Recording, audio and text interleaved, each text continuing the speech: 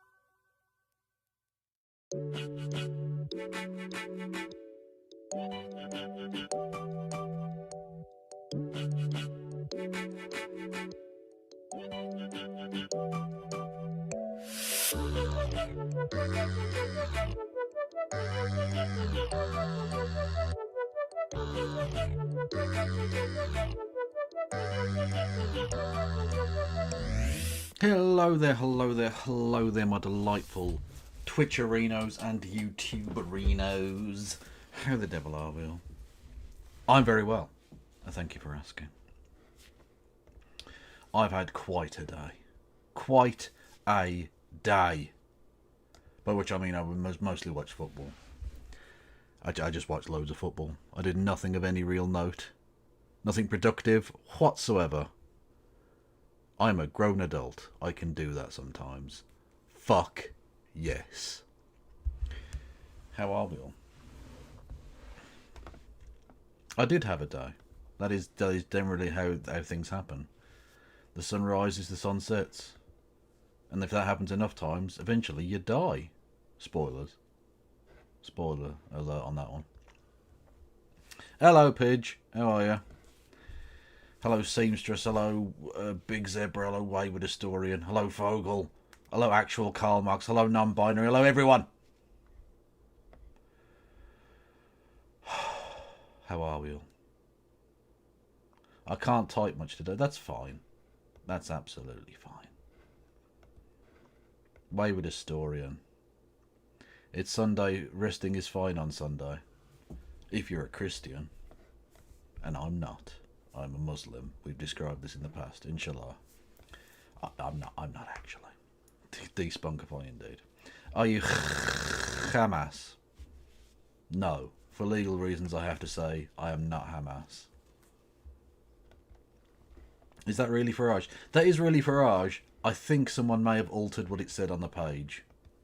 I don't think he ever held that sign specifically. And in many respects, I respect him less for it. Just saying. Anyway,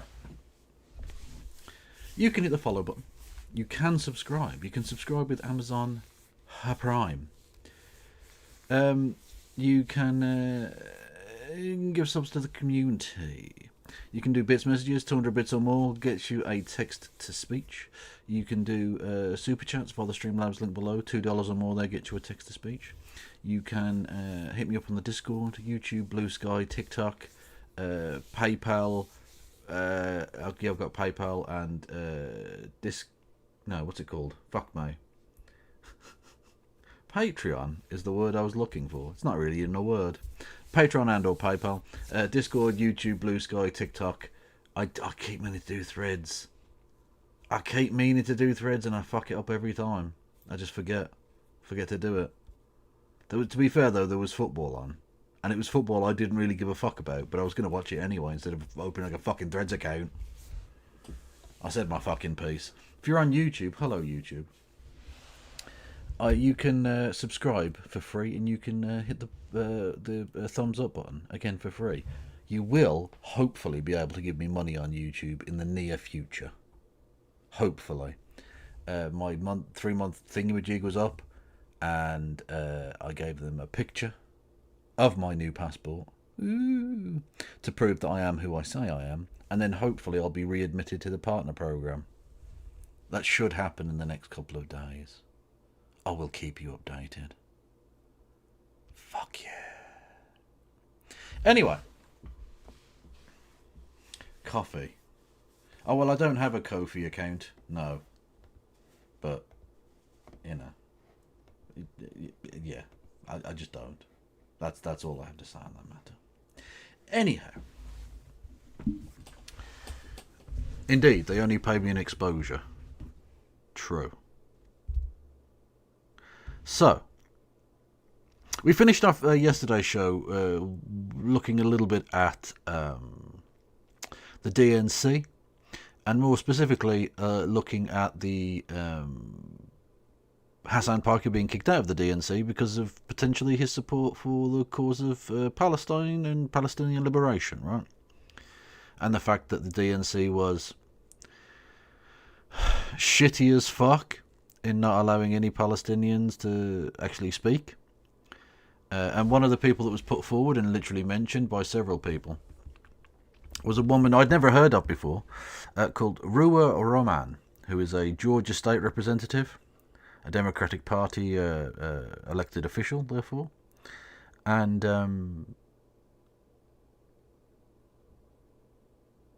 she had her say on her own TikTok. So I thought we could take a look at that and see what she has to say on the matter, because, again, I think actually the voice of the Palestinian and Palestinian diaspora peoples is so often ignored in all of this. Why is that? What? Oh, for fuck's sake, I do hate the world.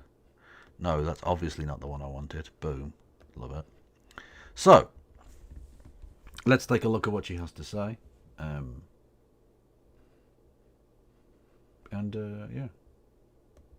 I have redone this video, I don't even know how many times, so I'm just going to kind of go with whatever we come out with this one.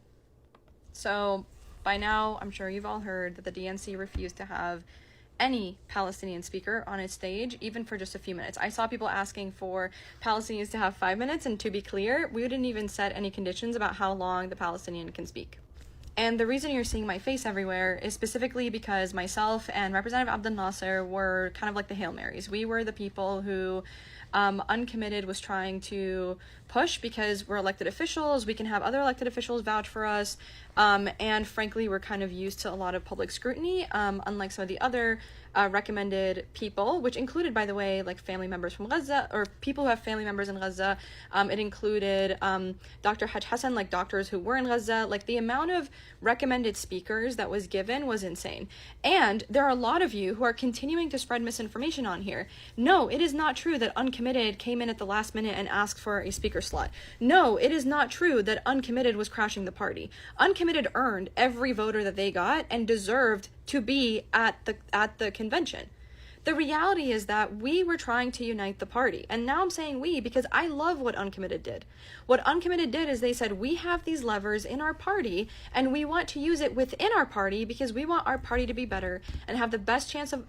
Yeah, I've got personally no problem with the non-committed people doing that. That seems fine to me. It's like a much better and potentially much more effective version of the Medicare, March for Medicare for All thing. That, you know, remember Jimmy Dore trying to act like a wrecker? It's like that, but without it being a wrecking thing, which, you know, is nice.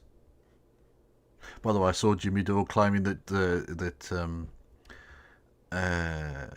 Donald Trump was far to the left of Kamala Harris, and I think, yeah, there's a reason I don't cover Jimmy Dore anymore.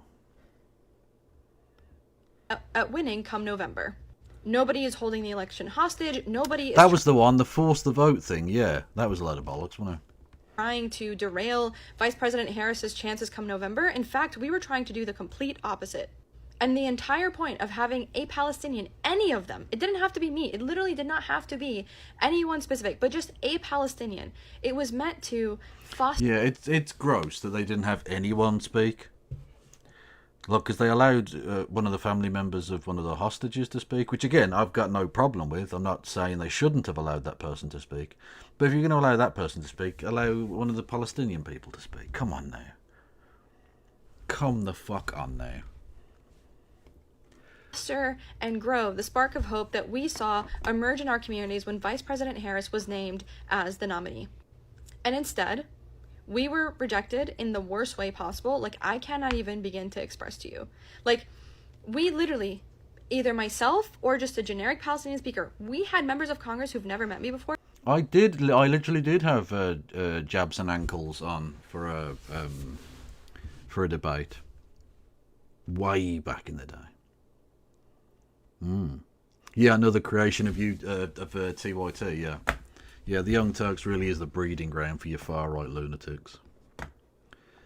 Amazing shit. Fucking incredible. What was I going to say?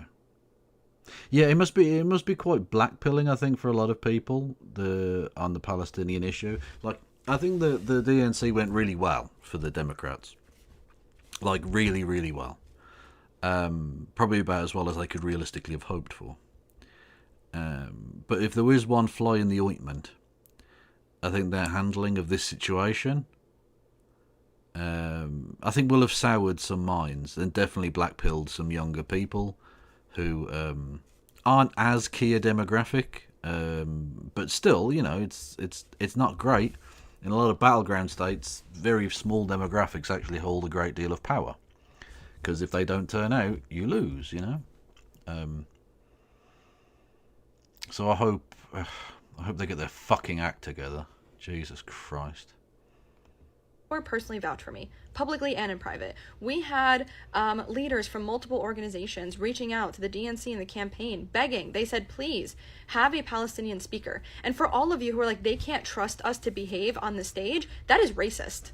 That is really, really fucking racist, yeah. Yeah, it's mad shit. Honestly, Zionists are some of the most racist fucks out there. So racist. I am an elected official. I am an elected official who represents 60,000 people in the... You know who can't be trusted not to be mental? John Fetterman. Just saying. State of Georgia. I turn out voters. I have been doing civic engagement work in this state for 10 years. I'm also the oldest of 4 and an insane rule follower. Like, I wish I was the kind of person who could be disruptive, but I'm not. And the reality is, for a lot of movements, there are a lot of tactics that work, and we need to be leveraging all of them. And this is my strength. My strength is to be tactically and strategically effective on the inside game. And what Committed did so beautifully is they did it in a way that kept reminding people how bad Trump is, and that they were doing this to actually unite the party. And to make matters worse, we literally, people... Did I just hear a cat? I think I just heard a cat. People said, you know what, she's not going to say arms embargo in her speech. We said, you know what, fine. We offered other language, like, you know, if you're going to be a law enforcer, what if you say something along the lines of enforcing our laws, especially international humanitarian laws, on friend and foe alike? Literally all I have ever asked, privately and publicly, is for some equal treatment. Okay. That is all we've asked. And to see so many people on here spin that and try to make excuses for it, I truly can't believe it. But the point is, it's not about what happened. I want to talk about where we go from here. Personally, for me, my mission has not changed. I will continue to teach people how to apply pressure and be as strategic and tactical as possible, so that one day we can build the kind of infrastructure where elected officials have no choice but to listen to us. That is what PACs do. That is what these organizations do. It doesn't matter, DMFI, APAC, Kufi. Like, if Gaza and Palestine is the thing that you care about and you know about those PACs, fine. But what I'm saying is that we need to grow out our What on earth was that? Thank you, Lord Freetus, for gifting us up to my rear end. 2 absolute legends. Ends. Much love. Infrastructure, so that we become the people who elected officials listen to.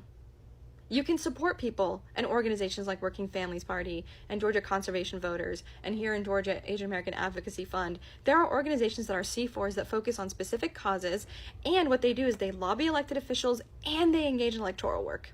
And by you volunteering for them, donating to them, you're helping. Did I fix my mic? What did I do? Rohack, what is it you think I did with my mic? I think I'm just speaking slightly closer to it. Was that the issue? That I was just too far away from it? Because usually I'm sort of sat back here, talking. Oh, in terms of the less noise, I just don't have my fan on today because it's not very hot. In fact, it's actually rather cold. I've got a little jumper on. So the only difference there is, look, I can put the fan on for a second.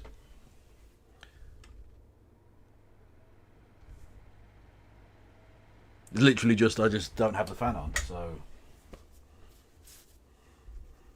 And I only have the fan on when I absolutely need it anyway. Like if I'm going to sweat my fucking cock off.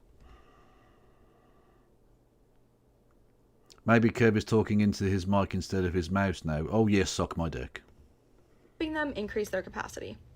So that will and continues to be my goal. Literally, I had an interview this morning on CNN, and right afterwards, I went and I launched a canvas. I literally have people door knocking right now as we speak. None of this changes anything for me. The reality is that, as I've said before, power starts from the bottom up. And we have to be strategic, disciplined, and... Do cocks sweat? I think so. Well, they get sweaty. Whether it's sweat from other places that goes onto it or whatever, I don't know about the exact cock sweat gland situation, but it gets moist in the summer, certainly. What the fuck am I talking about? I fucking know. I do not know anymore. And tenacious. Just because we lost does not mean we are going to cede control to our opposition. I'm not surrendering.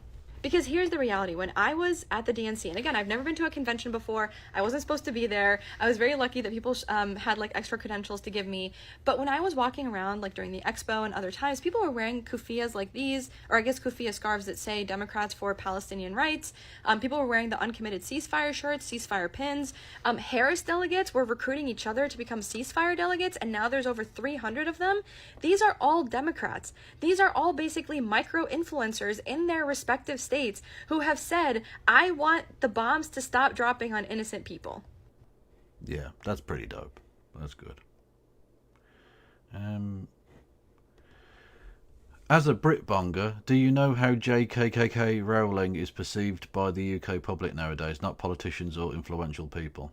I think most people have sort of forgotten that she exists, really, for the most part. I think she's basically irrelevant to your average person. They don't, they'll go like, oh, do you remember that woman who wrote the Harry Potter books? And you're like, oh, I remember them, yeah. And that's it. Like, she's not relevant to anyone's fucking life, And then whenever anyone, like, comes across some of her tweets about, like, trans people are the evils, like, they're like, what the fuck is wrong with this bitch? She went fucking crazy. But that's just like terminally online shit, isn't it? You've always got to remember that. Don't get wrapped up in stuff that happens online as if that's the real world. Don't get me wrong, it affects the real world, but it isn't the real world. It's becoming a larger part of it, and that's a process we'll see play out over the next 10, 20, 50 years, whatever. But if it's just happening on Twitter, like, it's not that important, actually. Actually, on Twitter specifically, it's becoming less and less important, because that's just 4chan now. Hello, Mad Cat, how are you? Are you telling me that having the equivalent of, like, a caucus that cares about, a nationwide caucus that cares about Palestinians doesn't mean anything? Caucus. Anything? Are you really telling me that just because we didn't have every single win, that building that kind of infrastructure to apply pressure does not matter? I'll tell you this, it does. Because what we did is we brought all those people together down ballot, and we said... Apparently genitals do not literally sweat. So it must be sweat from other places that drips down onto your dick and balls then. Because they do be drippy in the summer. Let's agree on a strategy. Let's agree on a way to move forward, and let's figure this out. So yeah, I'll be honest with you. I was heartbroken. I was devastated because it wasn't about me giving the speech. Please hear me. We were the Hail Mary. We were like the final push, because the DNC kept saying the fact that no one said no is a really good sign. So all of you on here that are saying this started this week, that's not true. The DNC gave uncommitted organizers hope. They told them that by us not saying no, that is a good sign. Keep giving us other people. And so my hope out of this video is twofold. One, I wanted to set the record straight because I'm seeing a lot of misinformation. Like I said, I was willing to have my speech vetted. Uncommitted has been working on this for a while. Yes, there were policy asks, and we were trying to apply pressure in the ways that make sense within our party because we want our party to be better to defeat Trump. And two... And that's politics. Like the idea that, oh, you're making demands. Yeah, that's how politics works. You put pressure on people in positions of power to hold to the principles of the party you're a member of. Obviously. That's just really, really basic politics, isn't it? And yet for some Democrats, that's too much. That's just too much. Those people are fucking twats. This work does not stop. It doesn't. I am not ceding the base that we have built to people like AIPAC. Abbas said something really great. True. He said that if you are like playing soccer and that your opponent has scored a bunch of goals against you and you're running down the field and you've got the ball and you have... Can Americans just time out? Can Americans not? Can they just not? Can they not sully the name of the beautiful sport? That if they've scored a bunch of goals against you, just stop. I was with you. I was with you 100% of the way. And then you had to make a really silly football analogy and make it sound crap. Stop it, America. I'm begging you. Please stop. Have a chance to start scoring, why would you leave the field open to them? And therein lies the issue. I refuse to surrender, and I refuse to cede this field. Yeah, and that's I know that, why Maria, I'm a Democrat. Yeah. Because there are people around me, like I said, my caucus stood with me. Yeah, caucus. My 300 Harris delegates. These are Harris delegates committed to being ceasefire delegates. Right? So you want me to ignore the shift in our base and... I'm not entirely sure what a ceasefire delegate would do, but I like the idea of putting pressure on them to do a ceasefire. That's good. Cede all of that building.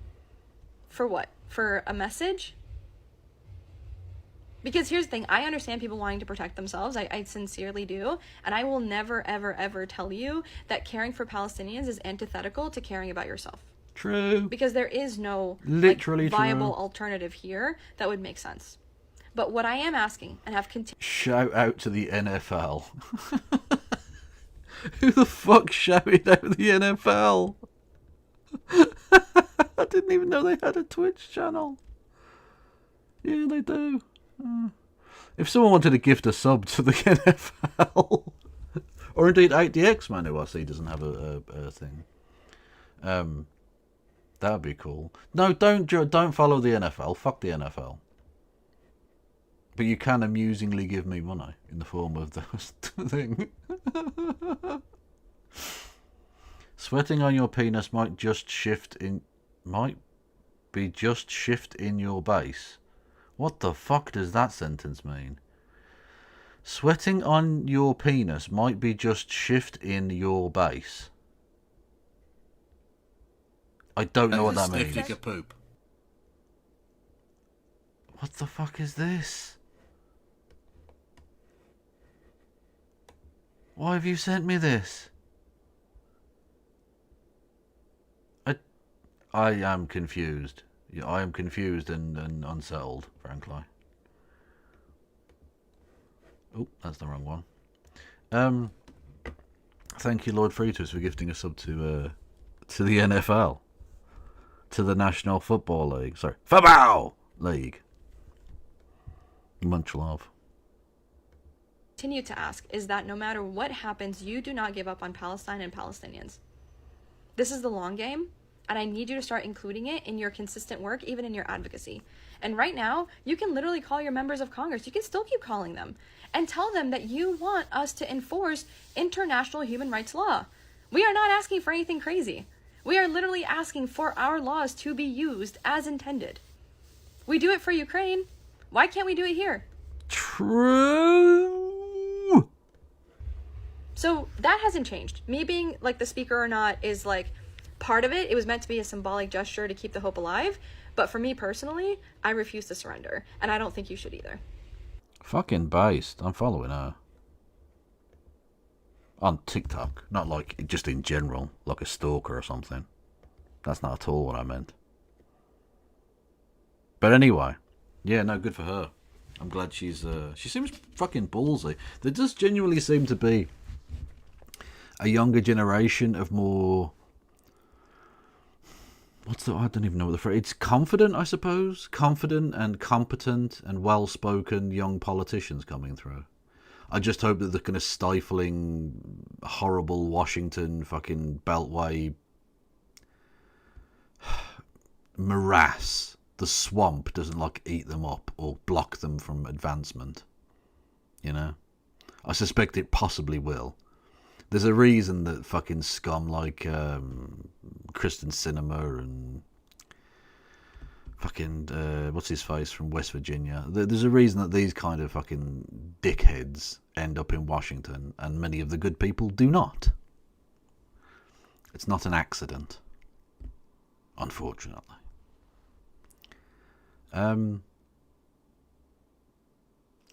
She's the first Muslim American woman elected to the Georgia State House. Oh, really? That's dope. Is there much of a Muslim population in Georgia? I mean, I could just look this up, but as we have a Georgian in chat... yeah, Joe Manchin was the person I was trying to think of, yeah. Is there a particularly large Muslim population? Because I come from a city that famously on Fox News it was revealed we are 100% Muslim, which was nice to find out, you know. American football is rugby but more boring. Most people watch it just to check out the abs, I'm sure. Well, you can't really see any abs in American football. What are you talking about? They're wearing shirts and stuff. And pads. Yeah. Saying that you won't stalk her makes it sound like you will. Sus. Yeah, exactly. No, you're quite right. I shouldn't have said anything. I should have just stalked her. I should definitely have just stalked her instead. Around 10% of Georgia's population are Muslims. Is that true? 10%? No, that can't be right. That's got to be way lower than that. There's no way it's fucking 10%. Ads. Oh, well, Matt Raymond, there's only one way of getting around the ads. Yeah.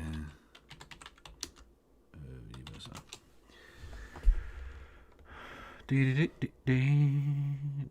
we have just a demographics bit? Demographics, here we go. That's ethnicity.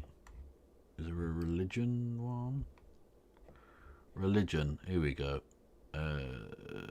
They don't even appear. There is one of the others, which is 2%. Have you Googled Georgia as in the country Georgia? Because that is not what we're referring to. Yeah, that's okay. That's fair enough. Never mind. So basically the answer to the question is no, there are not a lot of Muslims in Georgia, the state.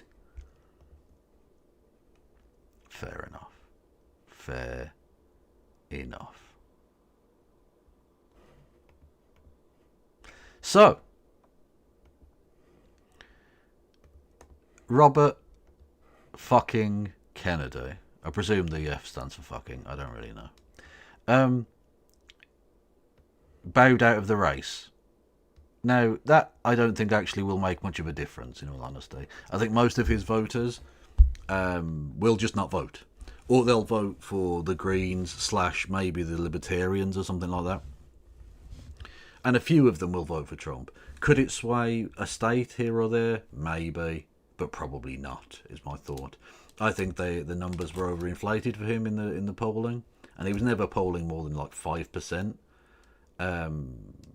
So I don't think it makes much difference. But he dropped out and he endorsed Trump. Now that in of itself is not surprising, because he was always obviously just doing it to try and help Trump. You can literally tell that because he's only dropping out in 10 swing states. He's staying on the ballot in states where he won't hand the state to Harris, because he wants to take votes off Harris. But the thing is, he won't take votes off Harris. He'll only really take votes off Trump anyway. It doesn't really matter. The point being, he's suspended his presidential run. Like, who cares, basically? Except his speech is fucking mental. Obviously it's mental. This is a guy whose highlight of his campaign was it was revealed that he once killed a bear and dropped its corpse in Central Park in New York City. Sorry, New York City. He's a fucking lunatic. It was revealed also that part of his brain had been eaten by a worm. He literally had brainworms. Fucking mental. And I've skipped forward through the first 18 minutes and 54 seconds because the first bit is just him hypocritically whinging. Like, all of it's just him whinging about the Democratic Party and stuff. He says dumb shit like, if it had been a fair race, I would definitely have won. No, you wouldn't have. No, you definitely would not have. Well, I was literally just about to explain, John. RFK is the son of the RFK, who was the brother of JFK. So the president what got assassinated is his uncle. And his dad also got assassinated when he was running for president. Some people, some wags have said they got the wrong Kennedy. That would be entirely terms of service, and I would not endorse that. In fact, I would condemn that wholeheartedly. I condemn Hamas, and I condemn those people making those jokes. Terrible. Except, of course, that he's trying to piggyback on that family name. He literally mentions his brother. He mentions his father and his uncle several times in the speech. He literally, and he says this weird shit like the Democratic Party used to stand against imperialism, and I was like, motherfucker, you are praying in aid your uncle, who literally was the president when the fucking Vietnam War started. He was bombing the shit out of Indochina, you prick. What are you talking? When the fuck was this time when the Democratic Party were against imperialism? The fuck are you talking about? What's this? Whale of a candidate, RFK. Oh God Almighty, that's weird. I'll look at that later. Thank you, Fogel. Yeah, and of course, look, he's an anti-vax piece of shit, right? He's an anti-vaxxer. He's a racist piece of garbage. You'll hear him in a second talk about the epidemic of childhood illnesses. That's basically code for like it's like Alex Jones code for they're putting cancer in the vaccines, which is like this kind of shit he actually believes. He's Alex Jones, but he sounds worse. You'll see what I mean in a second. So let's take a look at, honestly, one of the most unhinged pieces of shit to have ever gotten any airtime ever. Literally. Three great causes drove me to enter this race in the first place, primarily. And these are the principal causes that persuaded me to leave the Democratic Party and run as an independent. And now to throw my support to President Trump. The causes were free speech. Free speech, even though literally in the rally they held where Trump introduced him and brought him out, literally just before that, Trump was saying he wants to make it illegal with a sentence of 10 years in prison to burn a United States flag, which is literally protected under the First Amendment. The Supreme Court already judged on this. Also, he's being funded by Elon Musk, who's currently attempting to censor everybody to the left of Genghis Khan, as well as, of course, undermining opposition parties in Turkey and India at the behest of the authoritarian governments thereof. But, you know, he really supports the freedoms of the speeches. a war in Ukraine. Oh yeah, he makes a big deal about how he wants Putin to win. He tries to deny that's what he's doing, but he wants Putin to win. And the war on our children. The war on our children. Cancer in the vaccines. He means cancer in the vaccines. He means they're turning the frickin' frogs gay. I've already described some of my personal experiences and struggles with the government's censorship industrial complex. His voice sounds awful, but he did have like some sort of throat cancer-y situation. So we won't dwell on the voice too much because that's like an actual medical thing. Just focus on what's being said because it's fucking mental. I'm going to say a word about the Ukraine war. The military-industrial complex has provided us with a familiar comic book justification like they do on every war, that this one is a noble effort to stop a supervillain, Vladimir Putin, from invading the Ukraine and then to thwart his Hitler-like march across Europe. In fact, tiny Ukraine is a proxy in a geopolitical struggle. Ukraine is not tiny, dickhead. It's literally the largest country that's entirely in Europe. It's not tiny at all. Tiny Ukraine. Shut the fuck up. You little bitch. Are they... Yes, there is captioning, but I don't know how accurate it is. Because literally, March Across Europe became Marge Across Europe. So I'm not sure how... Yeah. Also, yeah, the red flag of calling it the Ukraine constantly. Because that's what the Russian Empire wants to call it. Initiated by the ambitions of the U.S. neocons for American global hegemony. Oh, yeah, you know how the US, the neocons in America, made Vladimir Putin invade? They somehow made him do that? With their mind control? Yeah. I'm not excusing Putin for invading Ukraine. You are. You literally are. You want to capitulate to him. You cowardly fascist piece of shit. He had other options. But the war is Russia's predictable response to the reckless neocon project of extending NATO to encircle Russia, a hostile act. The credulous media... You are literally, by saying that, you are literally defending him. You are literally giving the same justification he gave for doing it.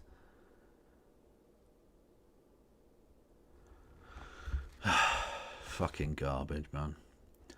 The cause of RFK's voice sounding like that is a neurological condition called spasmodic dysphonia, also known as laryngeal dysphonia, often results in a shaky, tight or strained sounding voice. It does not affect other functions of the vocal cords such as laughing, crying or shouting. Oh, well, there you go. So he has a medical issue, you know. Barely explained to Americans that we unilaterally walked away from 2 intermediate nuclear weapons treaties with Russia and then put nuclear-ready Aegis missile systems in America. Nuclear. It's not that difficult a fucking word. Nuclear. Nuclear. Nuclear. Fucking end, mate. Romania and Poland. This is a hostile act. And that the Biden White House repeatedly spurned Russia's offer to settle this war peacefully. The Ukraine war began in 2014 when U.S. agencies overthrew the democratically elected government of Ukraine. Jesus Christ, he's literally Alex Jones. He's literally fucking Alex Jones. No, the people of Ukraine overthrew a fucking dictator who was using the police to crack down on peaceful protests. You fucking garbage bag. You dumpster fire of shit. He's literally like... You could find this on any fucking random neo-Nazi website. This exact screed exists next to swastikas all over the internet.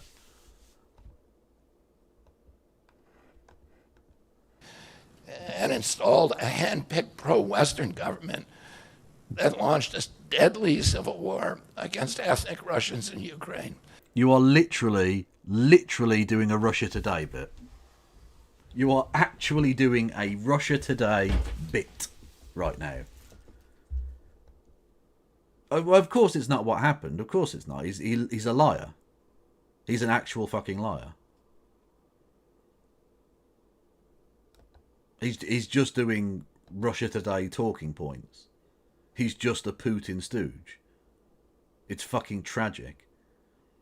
And honestly, like, Trump accepting this endorsement wholeheartedly makes him also a Putin stooge. 100%. Also, it does mean that they're not like getting past the weird allegations anytime soon, are they? The fucking bear corpse botherer has endorsed you for president and you think that's a good thing. It's fucking weird, man. It's very weird. In 2019, America walked away from a peace treaty, the Minsk Agreement, that had been negotiated between Russia and Ukraine by European nations. And then in April of 2022, we wanted the war. Well, Trump already was a Putin stooge, but this just reinforces that, is the point I'm sort of making, yeah. I tried to watch Aaron Bastani interview Galloway, couldn't do it. He does not cover Scotland and Glory. Have you got a link to that? I'd watch that. In April of 2022, President Biden sent Boris Johnson to Ukraine to force President Zelensky to tear up a piece. Again, America, can you stop doing this? That he sent Boris Johnson to do blah, blah, blah. Motherfucker, Boris Johnson was the Prime Minister of the United Kingdom. He's not a fucking errand boy.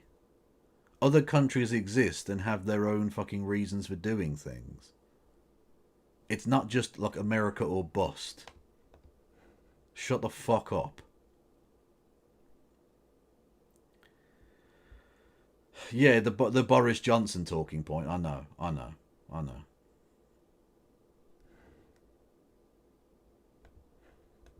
Agreement that he and the Russians had already signed.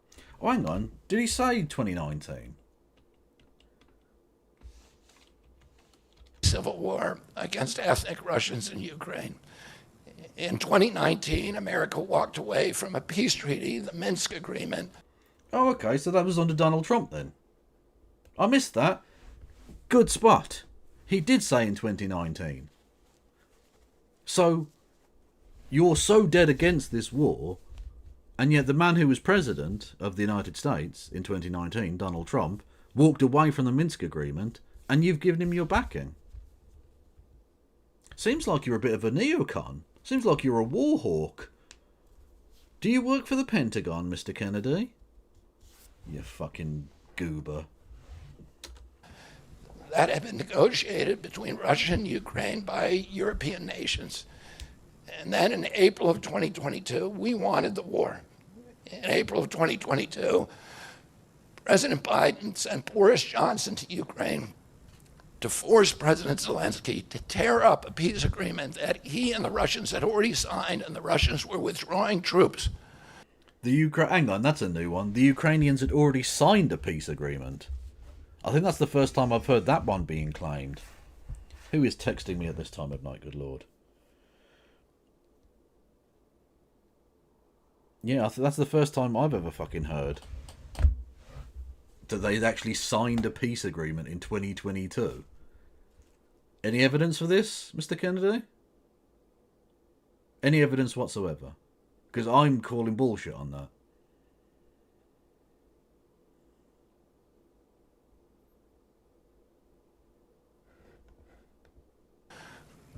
Kiev and Donbass and Lugansk. And that peace agreement would have brought peace to the region and would have allowed Donbass and Lugansk to remain part of Ukraine. President Biden stated that month that his objective in the war was regime change in Russia.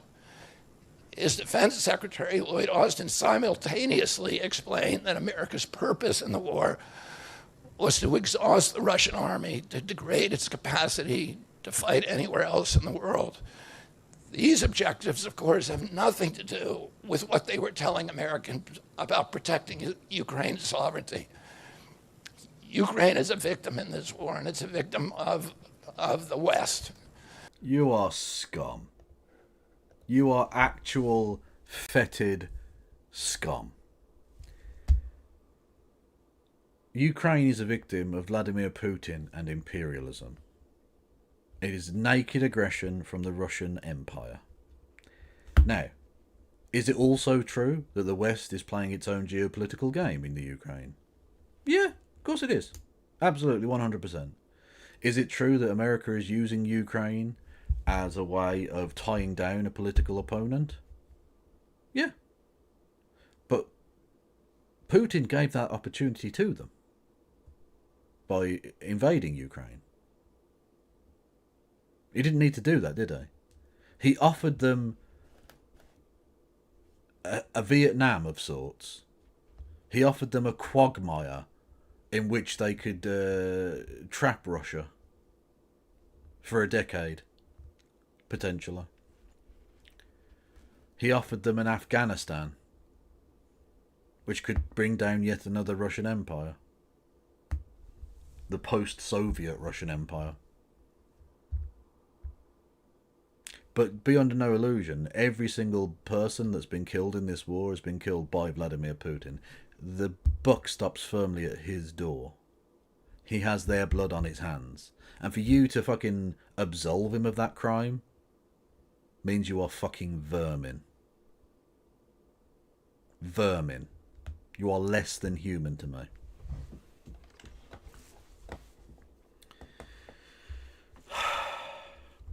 Kev, how do you see the Russia-Ukraine war ending?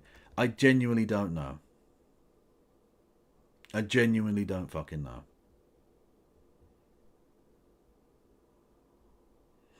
Plenty of Russians are also to blame. Oh yeah, there's obviously the higher ups in the media and the political establishment and the military and all the rest of it in Russia also have blood on their hands. I'm just saying that literally all of those deaths are at the hands of Vladimir Putin. However complicit other people are also in that. I wasn't trying to absolve any other guilty parties. I was just saying he is like the number one guilty party in all of this.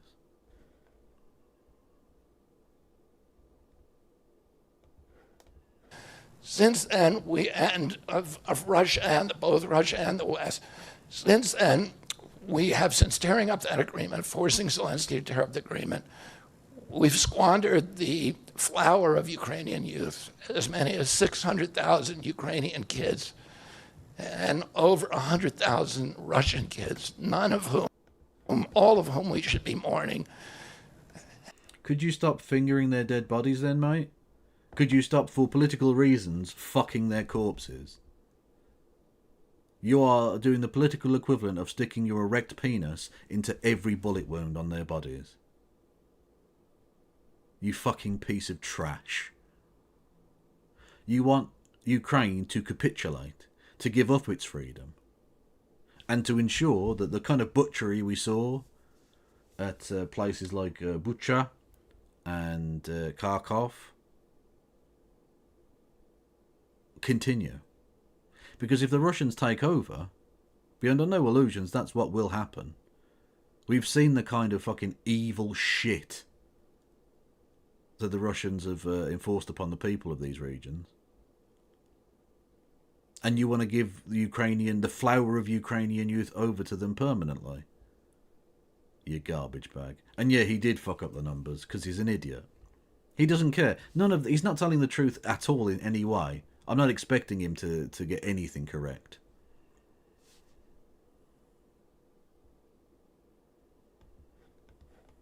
Have died, and the Ukraine's infrastructure is destroyed. The war has been a disaster for our country as well. We squandered nearly $200 billion already. Is it? I've heard this number before. It's nowhere near $200 billion, is it? I'm sure someone in chat more up to date on this stuff will be able to give me the exact numbers, but there's nowhere near $200 billion. And even if it were, for the American military establishment, $200 million is not that much. America spends fucking gazillions of dollars every year on shit. Giving Ukraine a few old tanks and old planes to fight Russia is a very worthwhile investment.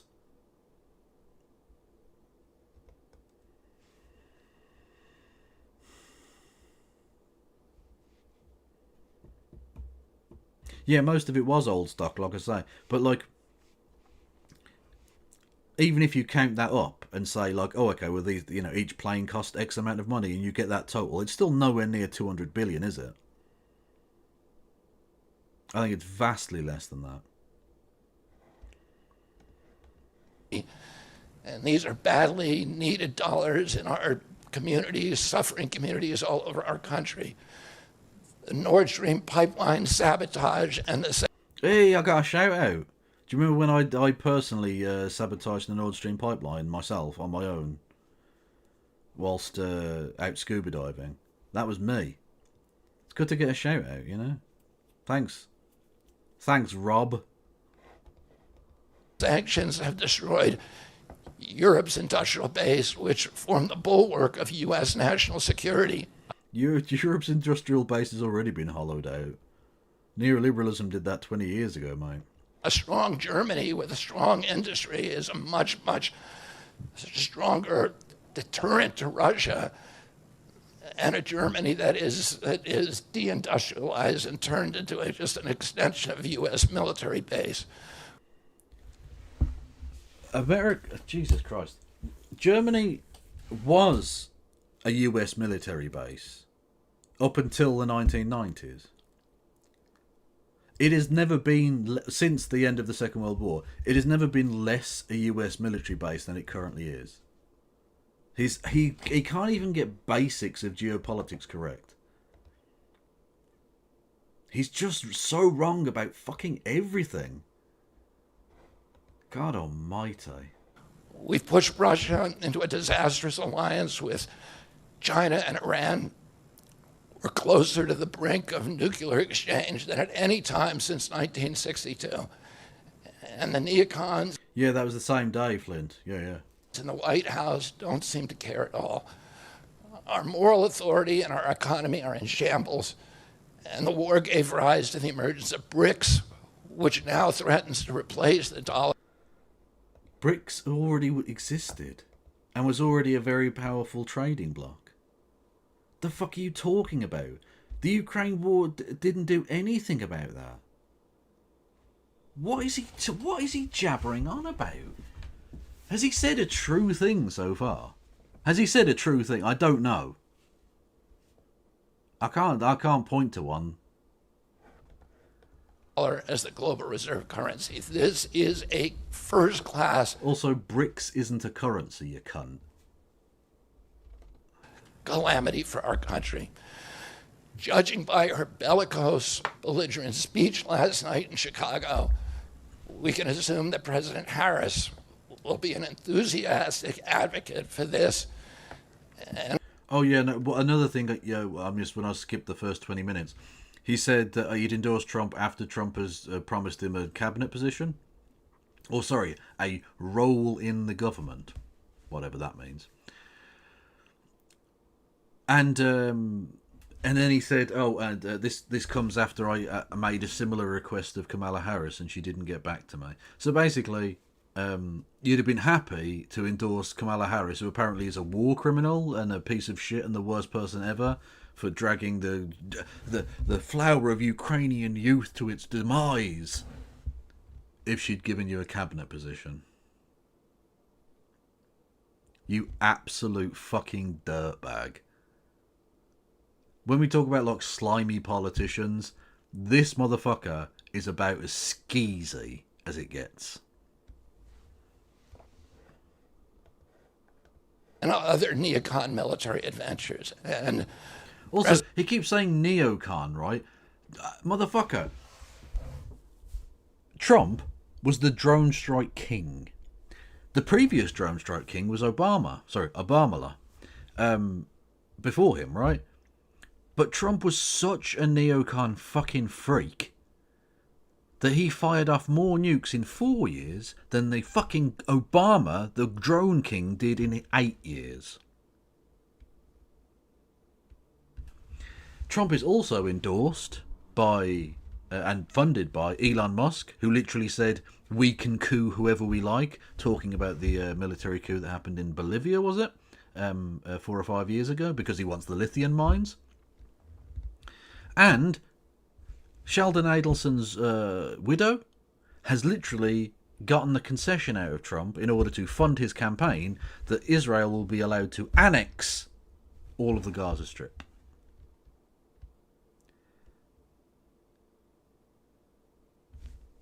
Motherfucker, you're not anti-imperialism. You're literally pro-Israel.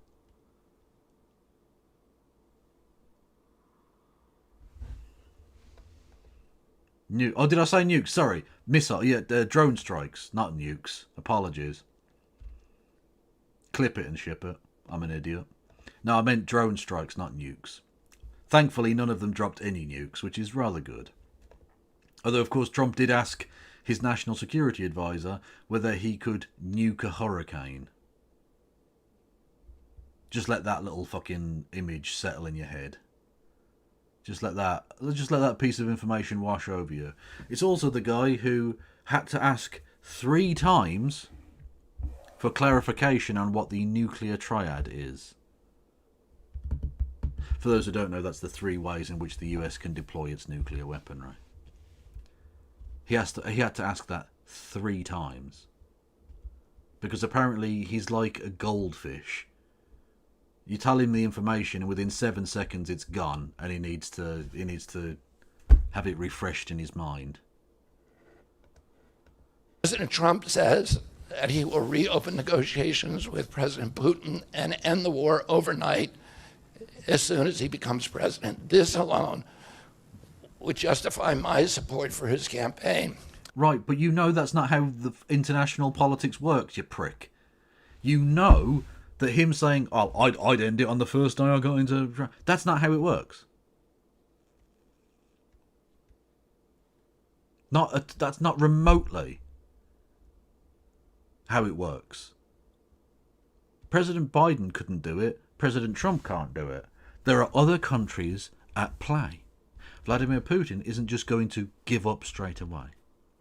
The Ukrainians are not going to cede the kind of things it would be necessary to cede in order to get a quick resolution to this problem. You know damn well that if Trump becomes president, there won't be a peace in Ukraine straight away. You are lying. You are lying to cover up Trump's lies. You sack of shit. I'm just glad it won't work. That's ultimately the thing I'm sort of like... that allows me to take a more whimsical approach to this freak and his bullshit, is the fact that I know that it won't work. This will have demonstrably almost no impact on the presidential election. It'll have, like, some... there'll be a few people who'll go to Trump because of this, but not enough to make any real difference.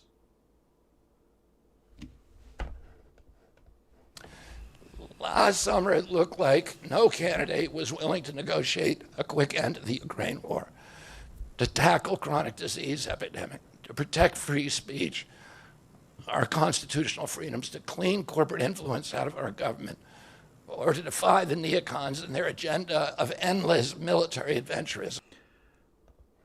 Right, so you think Trump's going to get rid of corporate money from politics? He's literally being bankrolled by Elon Musk and Sheldon Adelson's fucking widow. Mate, what are you talking about?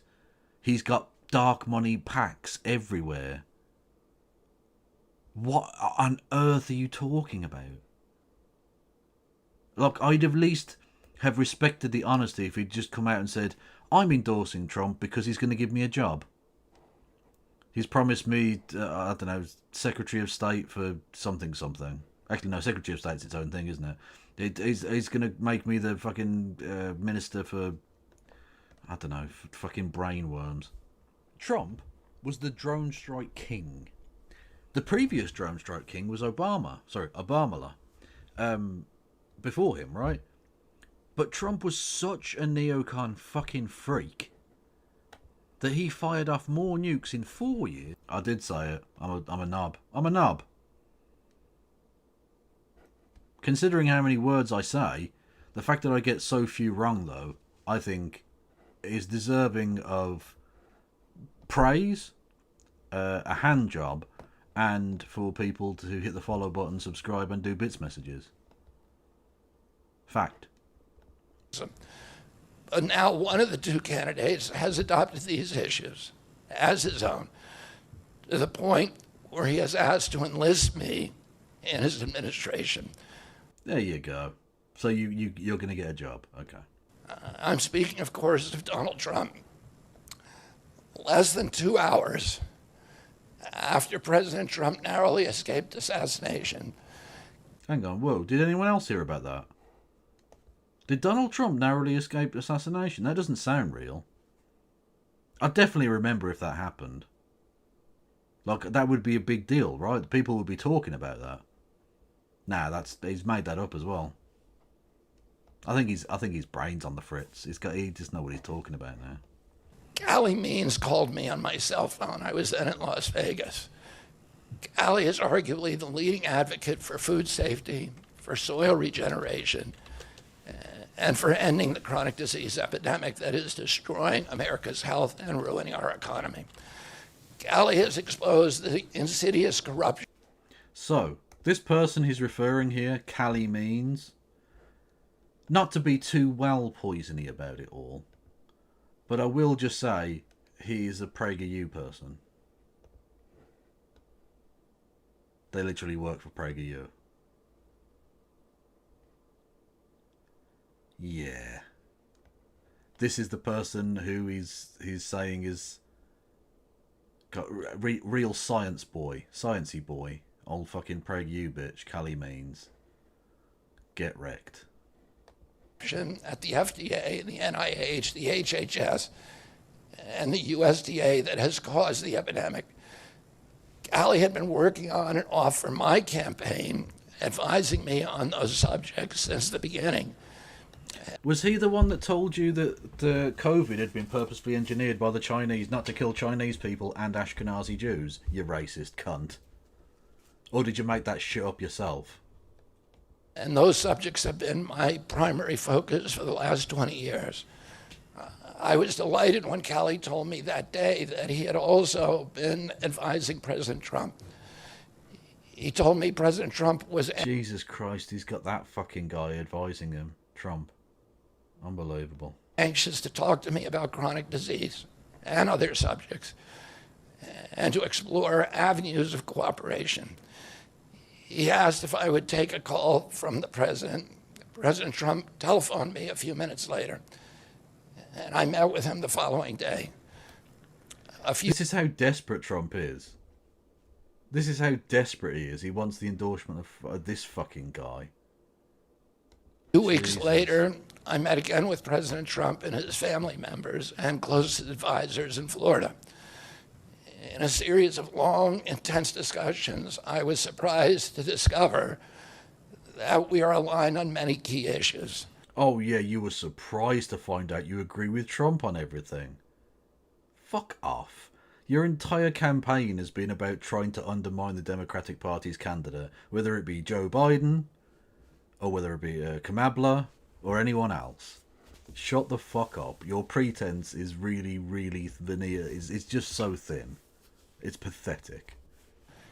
In those meetings, he suggested that we join forces as a unity party. We talked about Abraham Lincoln's team of rivals. That arrangement... And did he do a joke about how he got assassinated just like your dad and your uncle? Did Trump do a shooting people in the head joke? Because if not, opportunity missed. ...arrangement would allow us to disagree publicly and privately, and fiercely if need be. Oh, this is way more. This was from like 3 days ago? No, 2 days ago? Yeah, this wasn't at the RNC. That was like a month ago now.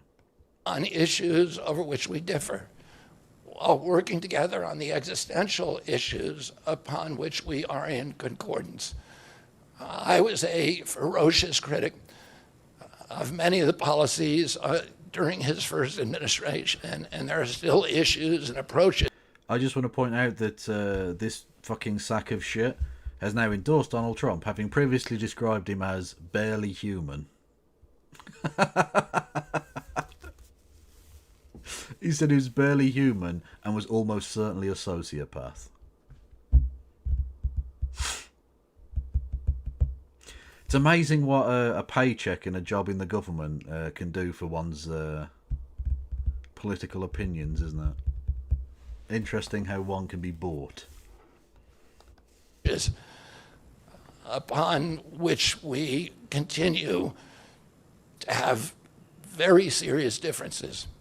But we are aligned with each other on other key issues, like ending the forever wars, ending the childhood disease epidemic. He doesn't want to end the forever wars. He wants Israel to fucking carry on killing people. And so do you. You don't care about the forever wars. You just want to let Vladimir Putin own Ukraine.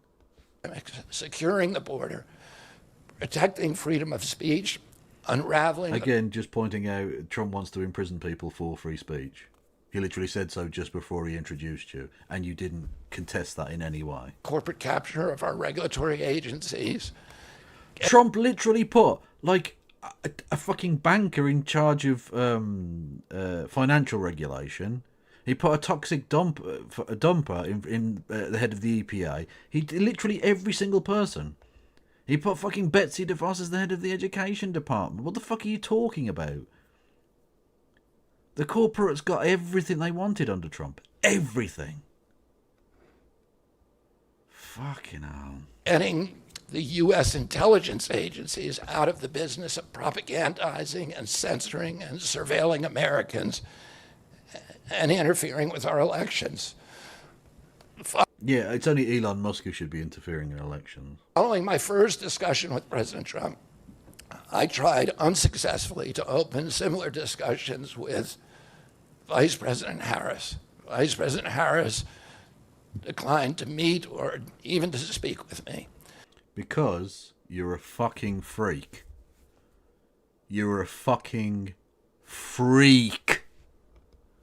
Suspending my candidacy is a heart-rending decision for me, but I'm convinced that it's the best hope for ending the Ukraine war and ending the chronic disease epidemic that is. Has anyone got more fucking main character syndrome than this guy? You are nothing. You are a joke. You are a clown. More on clowns later, by the way. You're a freak, right? You doing anything will have demonstrably no impact whatsoever on the war in Ukraine. None whatsoever. You are an irrelevance to that situation. Like, honestly, you're so irrelevant to all of this. No one cares. Is eroding our nation's vitality from the inside, and for finally protecting free speech. I feel a moral obligation to use this opportunity. I don't think it's brainworms. I think it's just naked greed. He wants a job in the government. He wants political power. And he wants money. And Trump has offered him that, clearly. To save millions of American children, above all things. In case some of you don't realize how dire the condition is of our children's health and chronic disease in general, I would urge... Here we go, anti-vaxxers, anti-vax stuff, let's go. ...you to view Dr. Carlson's recent interview with Callie Means and his... Tucker Carlson, fascist piece of shit, interviews PragerU loser. Yeah, I'm sure that's fucking belting material. Mr. Dr. Casey Means, who is the top graduate of her class at Stanford Medical School. This is an issue that affects all of us far more directly and urgently than any culture war issue and all the other issues that we obsess on. Exactly, they're putting chemicals in the water to turn the freaking frogs gay, yeah. Will he put him in his cabinet? I'm not sure if he'll get a cabinet position, but he said he's going to have a role in the government. So it could be a non-cabinet position, but either way, he's going to have some job that presumably he's going to pay rather lucratively from the US taxpayers' expense. Tearing apart our country. This is the most important issue. Therefore, it has the potential to bring us together, So let me share a little bit about why I believe it's so urgent. Today, 2/3, we spend more on healthcare than any country on earth, twice what they pay in Europe. Yeah, you should nationalise that shit. And yet we have the worst health outcomes of any nation in the world. Yeah, We're nationalise about it. 79th in health outcomes behind Costa Rica, Nicaragua, and Mongolia and other countries.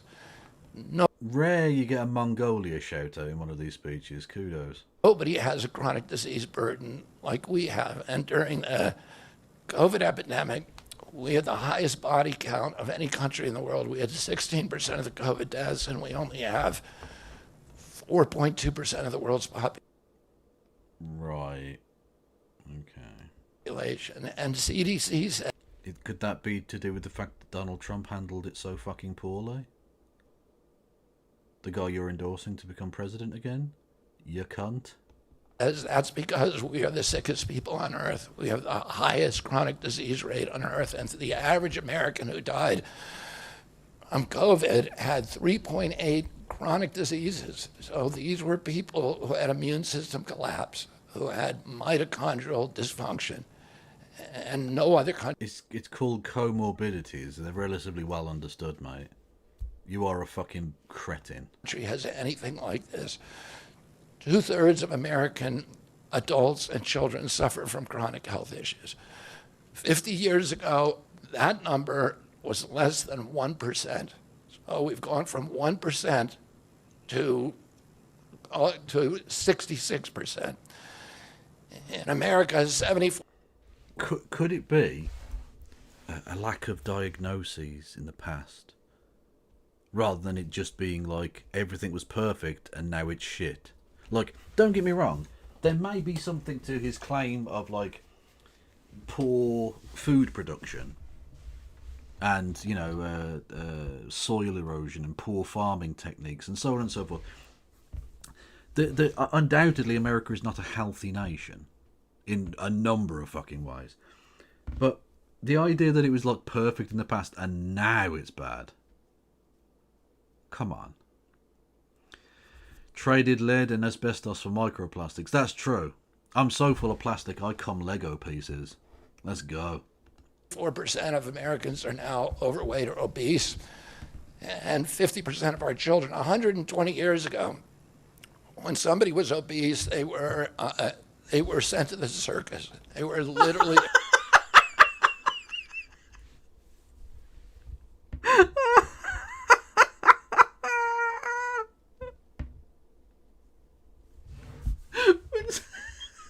He's a fucking mentalist.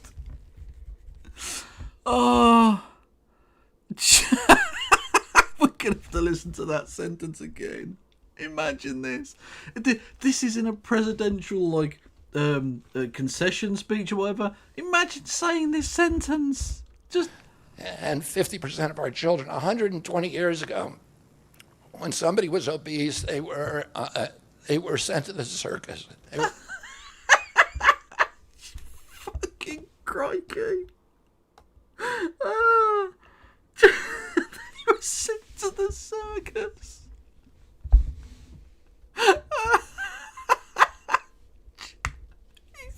He's amazing. Honestly, America, you could have had a bad bitch. You could have had a bad bitch. And instead you're going to choose possibly a serious candidate, maybe. Or the other guy. I don't know. Just as a little aside to that,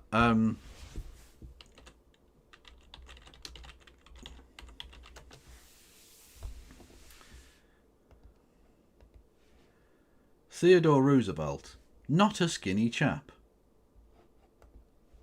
Here he is. You can see him round of face. Not only was he not sent to the circus, he was president 120 fucking years ago. Roughly speaking. So he's even wrong about that. He's even wrong about that. It's not even true. It's not even remotely true.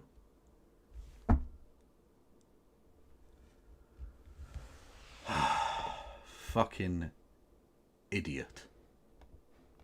There were case reports done about them. Obesity was almost unknown. In Japan, Except the president, literally the president, was a fat man. And this, by the way, that's fine. I'm not even, you can be skinny and unhealthy. You can be slightly overweight and be perfectly healthy. It's not the issue he's claiming it is. Honest to God. But the US government is a circus, Kev. Boom. Exactly. Roosevelt was sent to the circus. It was called Washington, D.C. Oh, Spice World. Japan, the childhood obesity rate is 3% compared to 50% here. Yeah, no, Maria, that's exactly it, okay? All of the things he's about to mention, at least in part, can be put down to the fact that medicine has improved massively. Diagnoses has massively improved, and longevity of people with serious chronic illnesses is way better than it was. Yeah, most of the people who are now alive with chronic diseases would have died earlier. Yeah. Half of Americans have prediabetes or type 2 diabetes. When my uncle was president, I was a boy. Juvenile diabetes. Was your uncle president? Was your uncle president? You should have said that. You should have said something about that at the time. I've not. This is the first I'm hearing. Did you know this man's uncle was president of the United States of America? I don't think he's ever talked about it though. It's very personal to him, you know. Diabetes was effectively non-existent. A typical pediatrician. No, you daft cunt. It wasn't unheard of. It's that people who had diabetes died very young. Because there was no real treatment for it. Also, diagnoses of diabetes was piss poor. And add in the fact that Americans now have greater access to healthcare than they'd had back 50 years ago or even 120 years ago. Far fewer Americans are now under or uninsured, for instance. Pediatrician would see one case of diabetes during his entire career, a 40 or 50-year career. Today, 1 out of every 3 kids who walks through his office door is diabetic or pre-diabetic, and the mitochondrial disorder that caused diabetes also causing Alzheimer's, which is now classified as diabetes. Is that true? Is Alzheimer's now classified as diabetes?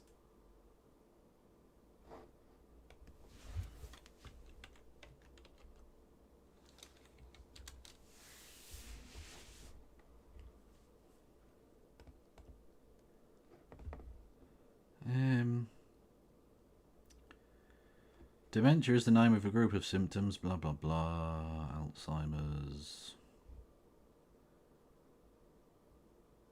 I'm not seeing anything about diabetes here.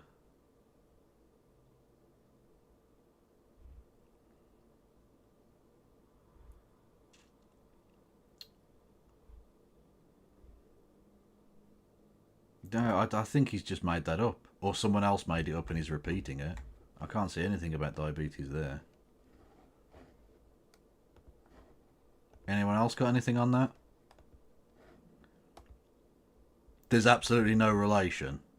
Yeah, fair enough. That's what my initial feeling was, yeah. Honestly, his entire fucking thesis is just... his entire source is just crack pipe. Wilfred Brimley, indeed. Diabetes. And it's costing this country more than our military budget every year. There's been an explosion of neurological illnesses that I never saw as a kid. ADD, ADHD, speech delay. Wow, if you didn't see it as a kid, it must not have existed. You are very smart. I'm glad you ran for president. Language delay, Tourette's syndrome, narcolepsy, ASD, Asperger's, autism. Just a reminder that his campaign started due to people complaining to him that they could not say vaxxers cause autism on social media. Yeah, he's a freak. Yeah. Thank you for the bits, Kieran. Yeah, he's an anti-vax freak. Yeah. Year 2000, the autism rate was 1 in 1,500. Now, autism rates in kids are 1 in 36, according to CDC nationally. Nobody's talking about this. 1 in every 22 kids in California has autism. And this is a crisis that 77% of our kids are too disabled to serve in the United States military. Wow, that's the real problem with it, yeah. God, we can't even use them as cannon fodder anymore. I'm anti-imperialism, didn't you know? I, Robert F. Kennedy, am anti-imperialism, but my issue with the ill health of the United States is, who are we going to have their legs blown off in the desert for oil? Fucking hell. Also, dickhead, diagnoses didn't exist when you were a child for many of the illnesses you have just outlined. What is happening to our country? And why isn't this in the headlines every single day? There's nobody... Because you're a freak who's just parroting fucking InfoWars bullshit. That's why it's not in the headlines every day. Because it's bollocks. else in the world that is experiencing this. This is only happening in America. About 18... That's not true. Autism rates are much higher now in the UK than they were when you were a kid. Massively so. Because again, diagnoses is much better now. 18%. And by the way, you know, there has been no change in diagnosis, which the industry sometimes like to say. There has. ADD and Asperger have not been medical terms since 2013. It is going up because we are finally diagnosing women correctly, and I technically am not medically fit to serve in the US military due to my ASD. Thank you, Kieran. Also, you're technically not fit to serve in the US military because you're not from America. That is also another issue. I mean, they probably have you, I reckon. More meat for the grinder, so to speak. They're not picky with cannon fodder, but, you know, I'm just saying you don't technically qualify on that ground either.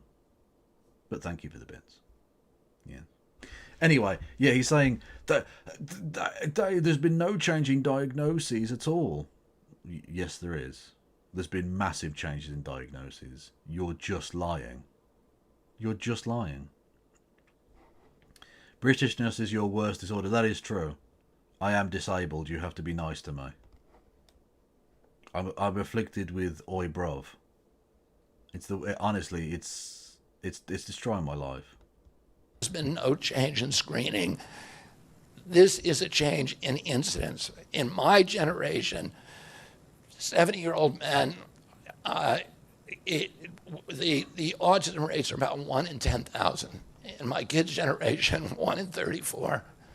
Wow, it's like medicine moved on, isn't it? Did you know the number of people being treated by leeches has gone vastly down in the last 500 years? But there's been no change in diagnosis, honestly.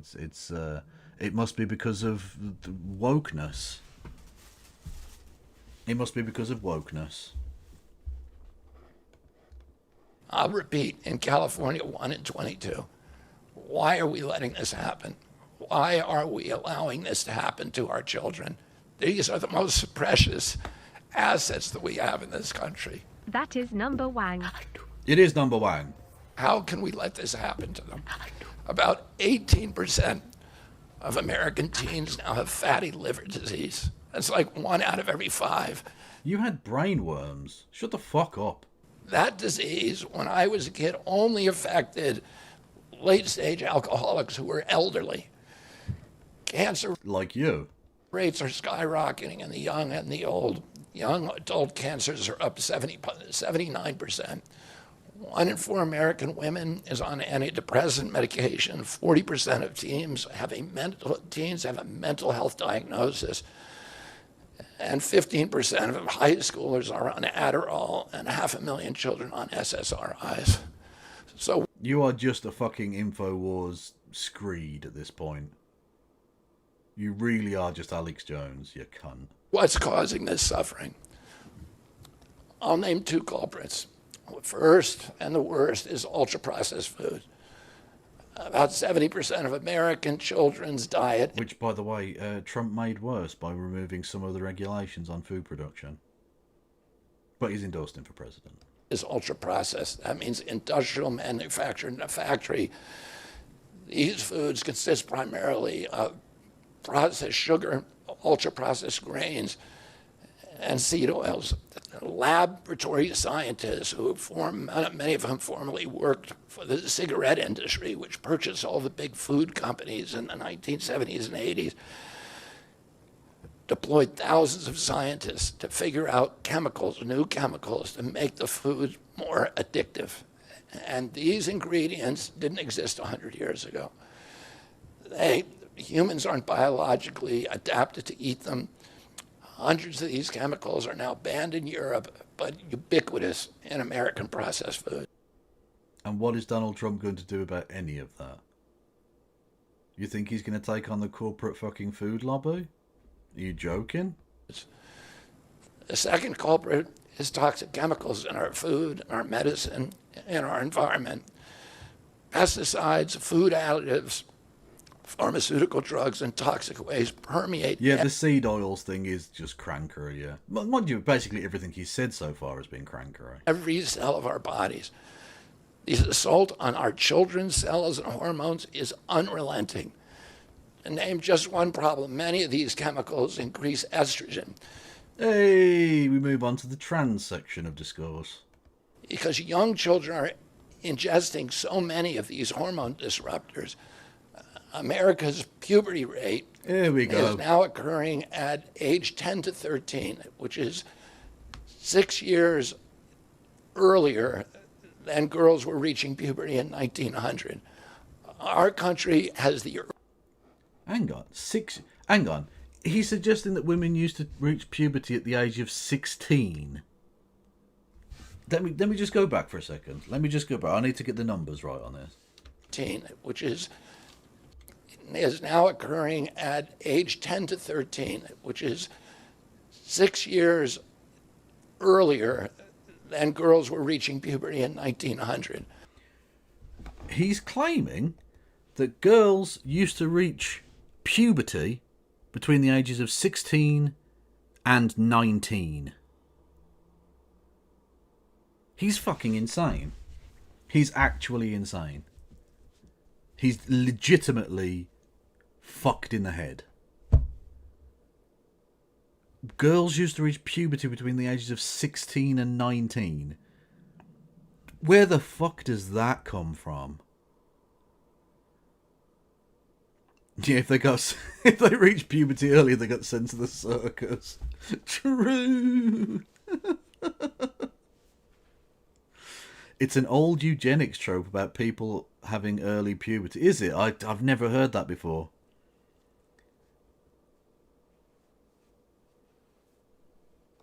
So what would be good now is to give them hormone blockers to delay puberty. Yes! Juliet in Romeo and Juliet is 13 and is expected to have her first period any day. Exactly, yeah. People were giving birth way earlier than this.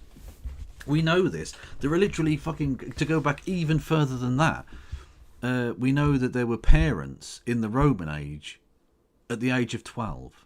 We have carvings of parents who died in women who died in childbirth at the age of 12. So if they were able to give birth, they'd reached puberty, because that's basically how that works. Now, by the way, I'm not suggesting or condoning giving birth at 12. I'm saying it's physically possible 2,000 years ago. So the idea that somehow women were adults, were literally fucking adults, apparently, 16 and 19. So some of them would have been 18 plus. They were actually adults before they reached puberty is fucking mental. Our country has the earliest puberty rates of any continent on the earth. And no, this isn't because of better nutrition. This is not normal. Breast cancer is also estrogen driven. Yeah, puberty is not normal. If you have pubes, you're a freak. And it now strikes 1 in 8 women. We are mass poisoning all of our children and our adults. Considering the grievous human cost of this tragic epidemic of chronic disease, it seems almost crass to mention the damage it does to our economy. God almighty, he's on a different level, this lad. But I'll say, it is crippling the nation's finances. When my uncle was president, our country spent... Wait, I wish he'd mentioned this before. His uncle was president? His uncle was president of the United States? Wow. Big news. Why did he choose till now to drop the bombshell? Crazy.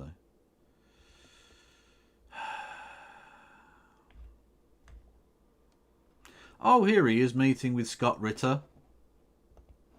You know Scott Ritter, the paid Russian government stooge and convicted pederast? That's Scott Ritter? That's just him with Scott Ritter.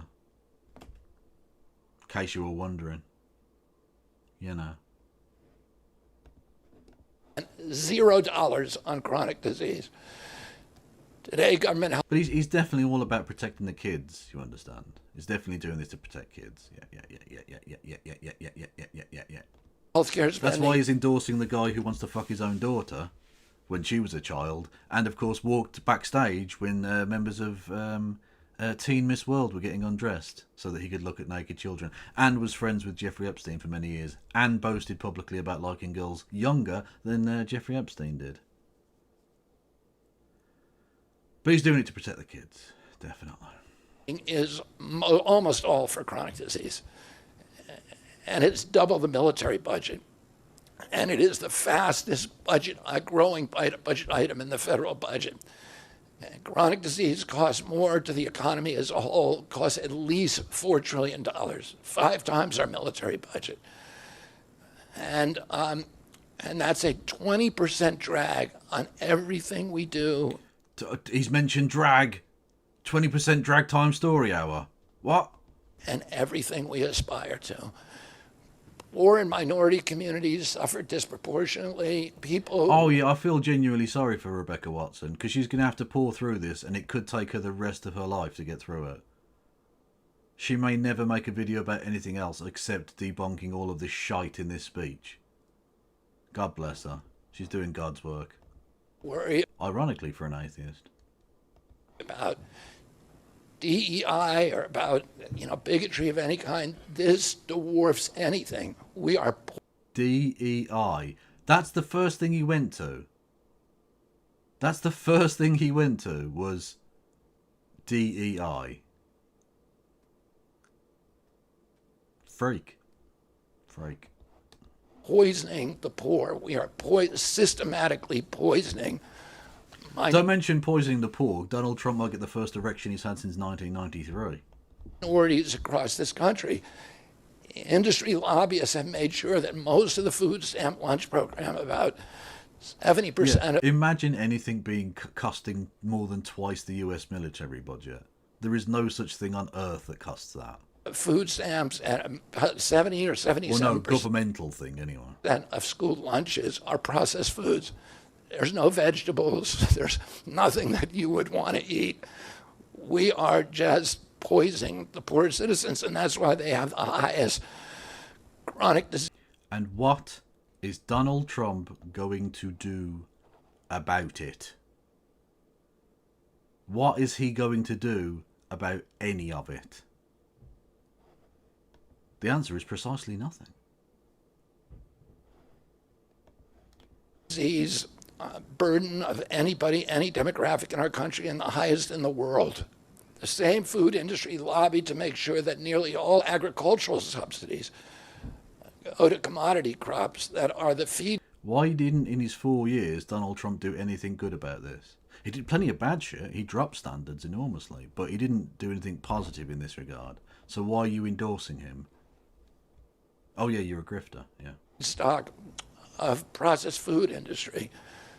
These policies are destroying small farms, and they're destroying... Yeah, and Donald Trump eats nothing but McDonald's, yeah, and drinks Coca-Cola. That's it. That's his entire diet. Our soils.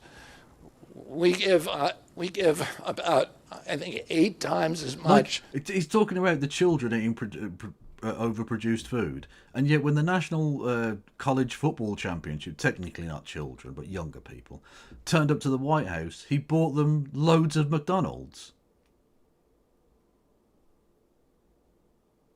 I still can't believe that happened, by the way. It was like America reached its most America it could possibly be. America's fall from grace reached peak velocity that day. It can never go past that, otherwise it might break the fucking speed of light or something. I don't know. In subsidies to tobacco than we do to fruits and vegetables. It makes no sense. If we want a healthy country, the good news is that we can change all this. We can change it very, very quickly. And Donald Trump won't. Okay. America can get healthy again. To do that, we need to do three things. First, we need to root out the corruption in our health agencies. Second, we need to change incentives. So we need to we'll allow anti-vaxxers to push bullshit in health. Amazing. Donald Trump might actually be the most dangerous man to ever run for president. And I mean that genuinely. He's so fucking dangerous for accepting this kind of freak into his government. And Elon Musk. I mean, these people are fucking insane. In our healthcare system. And third, we need to inspire Americans to get healthy again. 80% of NIH grants go to people who have conflicts of interest. These are the people, virtually everybody who sits, Joe Biden just appointed a new panel to NIH to decide the food recommendations. And they're all people who are from the industry. Donald Trump literally did that with everything. His cabinet was full of industry insiders who legislated on the basis of, the good of their industry and not the people. The fuck are you talking about? They're all people who are from the processed food companies. They're deciding what Americans, here is healthy. And the recommendations on the food pyramid, and what goes to our school lunch programs, what go to the program, the Swiss program, the food stamp programs. The fuck is he talking about? I can understand why he likes Trump. I can see why he likes Trump, because it's just unhinged gibbering. It's just low energy, unhinged fucking jibber jabber. They're all corrupted and conflicted individuals. These agencies, the FDA, USDA, and CDC, all of them are controlled by giant for-profit corporations. Well, I'm glad that an uber capitalist like Trump isn't going to be put in charge, because that would be terrible. 25% of the FDA's funding doesn't come from taxpayer, it comes from pharma. And pharma executives and consultants and lobbyists cycle in and out of these agencies with President Trump's backing. I'm going to change that. We're going to... How are you... No, you're not. What? Oh, for fuck's sake. Trump didn't stop this in the 4 years he had. What makes you think you're going to be able to do anything? Staff these agencies with honest scientists and doctors who are free from industry funding.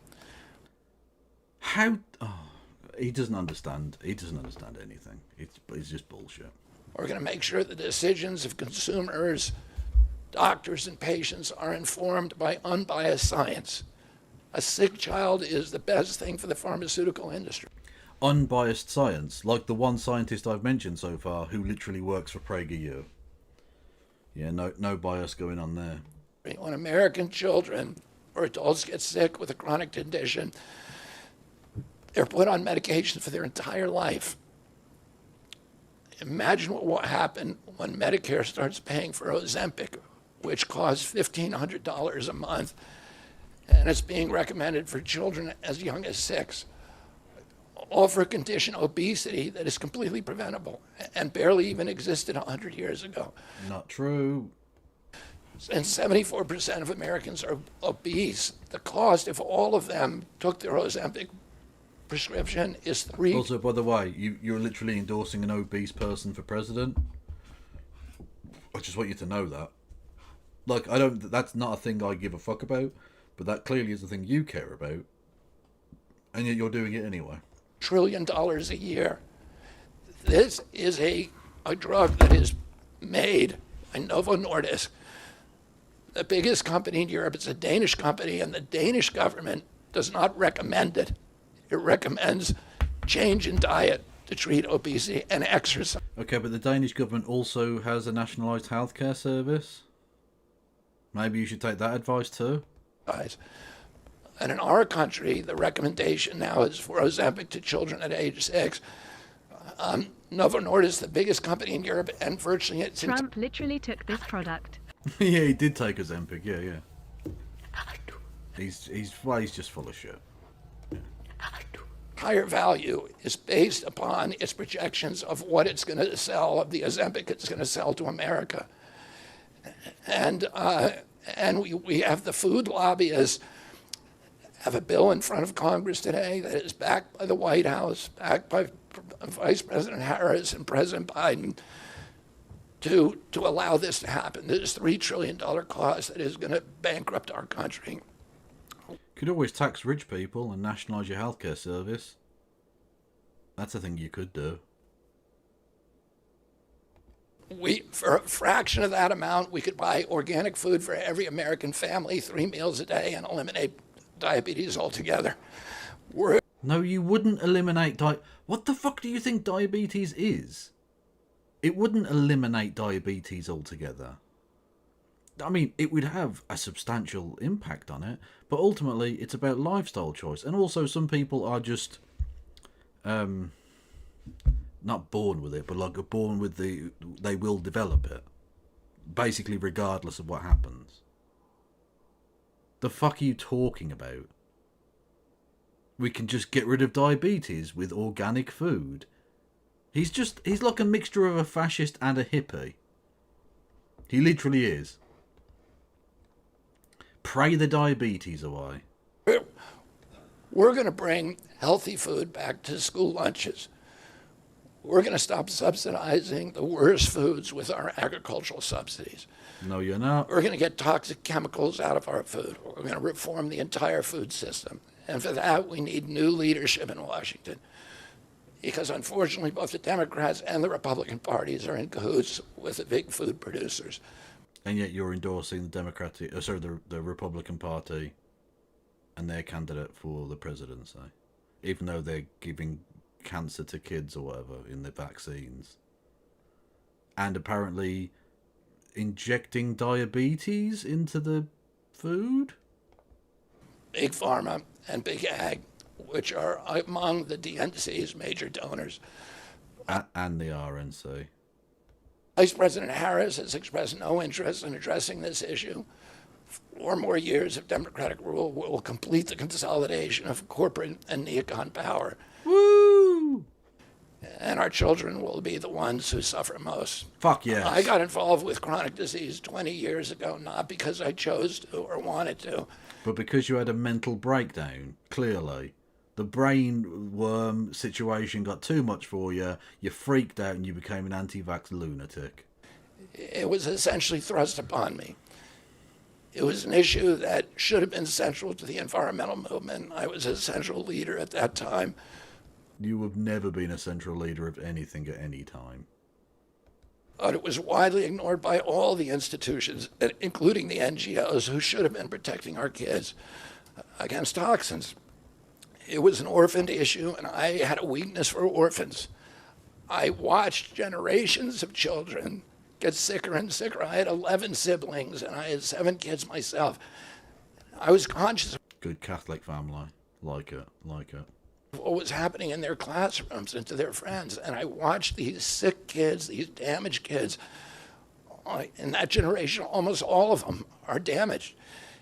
And nobody in power seemed to care or to even notice. Yeah, literally, he's doing they're putting chemicals in the food that turn the frickin' children diabetic. Is literally, he's doing an Alex Jones bit. Honestly, he should come out. He should come out dressed as a frog like Alex Jones did that one time. Because that was fucking hilarious. For 19 years, I prayed every morning that God would put me in a position to end this calamity. It sounds like he's going to cry. Is that just me, or does it sound like he's getting genuinely emotional now? Is he about to have another freak out and smear himself in shit and drive to Aberdeen barefoot eating Toblerone?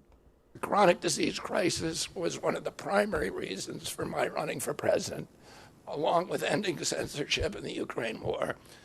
It's the reason I've made the heart-wrenching decision. Yeah, damaged is a particularly poor word he used there, especially given how fucking ridiculously damaged he is, but, you know, whatever. To suspend my campaign and to support President Trump. This decision is agonizing for me because of the difficulties it causes my wife and my children and my friends. But I have the certainty that this is what I've meant to do.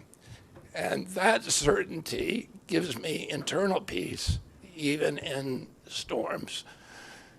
If I'm given the chance to fix the chronic disease crisis and Which you won't. reform our food production, Which you won't. I promise that within 2 years, we will watch chronic disease burden lift dramatically. Which you won't.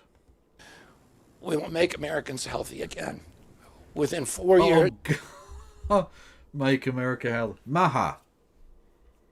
He's got Maha. Make America healthy again. America will be a healthy country. We will be stronger, more resilient, more optimistic, and happier. I won't fail in Also, given that he's anti-vax, he's a lot like Bill Maha as well. doing this. Ultimately, the future, however it happens, is in God's hands and in the hands of the American voters and those of President Trump. If President Trump is elected and honors his word, Which he never has with anyone ever before. Ask literally all of his wives and ex-wives, except the one that's dead, that he buried on his own property, in a fucking stoneless grave for tax purposes. vast burden of chronic disease that now demoralizes and bankrupts the country will disappear. This is a spiritual journey for me. I reached my decision through deep prayer, through hard-nosed logic. Hang on, you can't say deep prayer and hard-nosed logic. That doesn't make sense. You're either guided by God or you're not. You can't play both sides of that fence. That doesn't work. And I asked myself, what choices must I make to maximize my chances to save America's children and restore national health? I felt that if I refused this opportunity, I would not be able to look myself in the mirror, knowing that I could have saved lives. You definitely can't look yourself in the mirror. Look at you. You look like a faded leather couch that's begun to melt. You look like a fucking David Dickinson mogwai that someone fed after midnight. Lives of countless children and reverse this country's chronic disease epidemic. I'm 70 years old. I may have a decade to be effective. I can't. And then when you die, we're going to dump your corpse in Central Park. It's what he would have wanted, you know. He died as he lived, mentally. And imagine that President Harris would allow me or anyone to solve these dire problems. After 8 years of President Harris, any opportunity for me to fix the problem will be out of my reach forever. President Trump has told me that he wants this to be his legacy. I'm choosing to And he's never mentioned it before. I'm choosing to believe him. Fuck off. believe that this time he will follow through. What the fuck?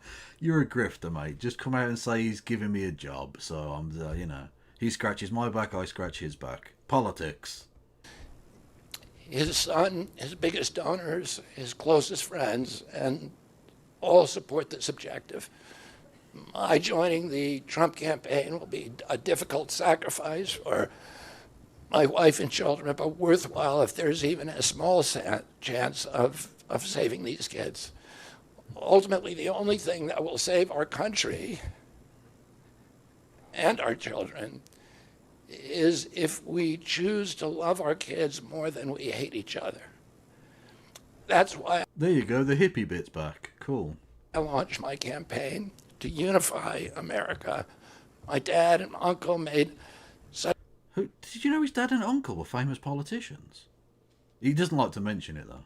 such an enduring mark on the character of our nation not so much because of any particular policies that they promoted, but because they were able to inspire profound love for our country and to fortify our sense of ourselves as a national community. And we all saw your uncle's head explode when he got shot and that. That definitely sticks with people. Definitely watching a man get murderized and then see his brother get murderized a few years later when he was running for president. Like that. That's also a part of their enduring legacy, is being perforated. Just saying. Held together by ideals. They were able to put their love into the intentions and hearts of ordinary Americans and to unify a national populist movement of Americans, blacks and whites, Hispanics, urban and rural. Urban? He means black people. Cool. Republican... Hang on, what's this? Oh, God. Yes, pause on this site. There we go. I've paused on the site. Fuck off. Read for free, you pricks. Republican groups cite notorious Dred Scott ruling as reason Kamala Harris can't be president. Oh my God. The group also challenged the right of Vivek Ramaswamy and Nikki Haley to appear on Republican primary ballots. Oh no. Oh my God. The National Federation of Republican Assemblies, NUFRA, has cited the infamous 1857 Dred Scott Supreme Court decision, which stated that enslaved people weren't citizens, to argue that Vice President Kamala Harris, this was literally overruled when they changed the Constitution to include all people, regardless of race. Like, we know you're racist and you're just trying to do a racism, but it's very obvious that the 13th and 14th Amendments mean that you have to treat black people equally to white people, and that they are citizens, and that you've literally already had a black president. Get the fuck over yourselves, you cunts. Rural Americans inspired affection and love and high hopes and a culture of kindness that continue to radiate among Americans from their memory. That's the spirit on which I ran my campaign and that I intend to bring into the campaign of President Trump. Instead of vitriol and polarization, I will appeal to the values that unite us, the goals that we could achieve if only we weren't at each other's. That's the thing. You call it the worst attack in political history. Look, they've got nothing on Kamala. They've got absolutely nothing on her. Their attacks have been so fucking weak. That's why I'm so confident that she will win. Because Trump looks defeated already. The polling has gone in one direction ever since Kamala entered the race. And Trump and his people have got nothing. What's their attack? She laughs. Wow. What a sickening blow that is to her credentials. She laughs. And Tim Kaine's son got emotional at that very emotional point in his life, and he also has like a neurological condition. So like, attacking him for that's really cruel and shitty, and most of them realise that now. And that's literally all they've got. That's literally all they've got.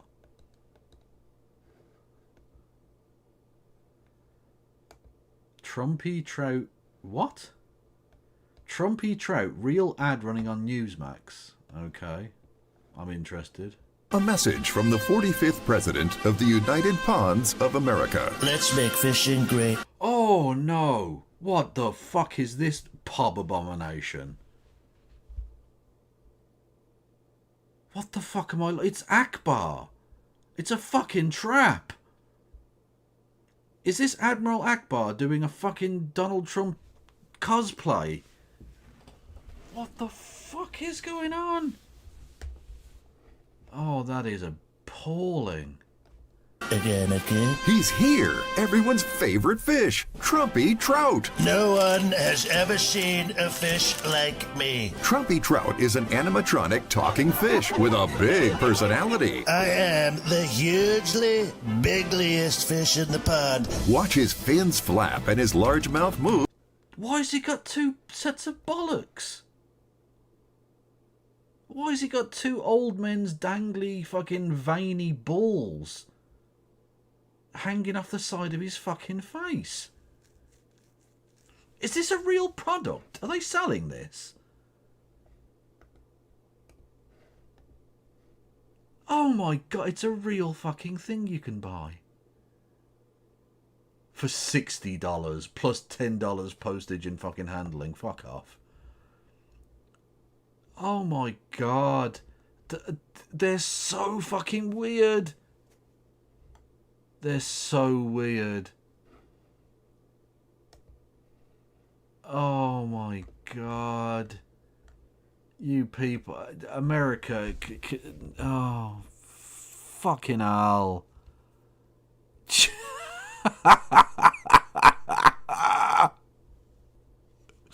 Honestly, sometimes you think maybe the American Empire isn't over, and then you see shit like this and you're like, nah, it's Jova. It's fucking Jova. Oh. Good night, Matt.